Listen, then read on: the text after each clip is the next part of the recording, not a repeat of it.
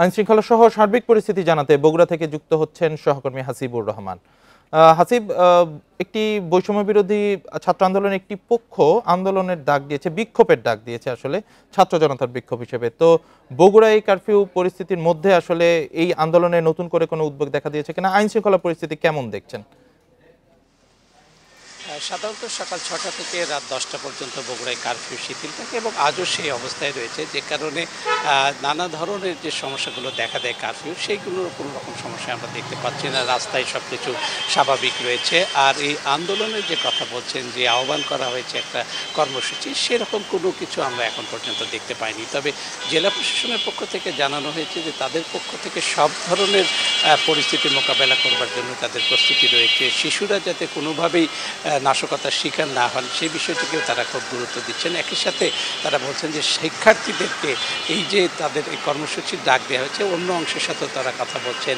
এখন পর্যন্ত বগুড়ায় কোথাও কোনো এই ধরনের আন্দোলন কর্মসূচি কেউ পালন করছে এরকম তথ্য আমাদের কাছে নেই। তবে প্রশাসনিক কর্মকর্তারা তাদের দিক থেকে চেষ্টা করছে, যদি কেউ এইরকম আন্দোলনের কর্মসূচি নিয়ে রাস্তায় নামে, তাদের সাথে সৌহার্দ্যপূর্ণ একটি আচরণের মাধ্যমেই তাদেরকে তাদের কথা বলতে দেওয়ার সুযোগ করে দেবেন। একই সাথে আমরা অন্যান্য জায়গা থেকে খবর নিয়েছি, শুধুমাত্র শহরের সেউজগাড়ি এলাকায় পুলিশ কিছু তল্লাশি চালাচ্ছে, অন্য কোনো এলাকায় এরকম কোনো আশঙ্কার কথাও তাদের নাই।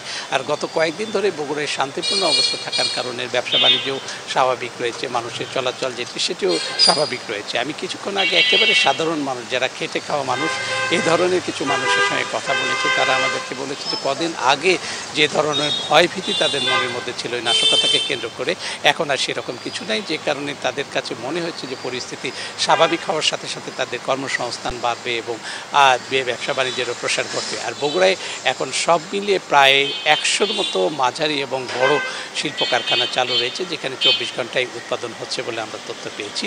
আর এখন পর্যন্ত আমার কাছে যে তথ্য রয়েছে, তাতে কোথাও কোনো নাশকতার ঘটনা অন্তত বগুড়ায় ঘটেনি এবং কোনো রকম প্রস্তুতিও কেউ দেখতে পাচ্ছে না। বগুড়া থেকে সার্বিক পরিস্থিতি নিয়ে জানাচ্ছিলেন সহকর্মী হাসিবুর রহমান।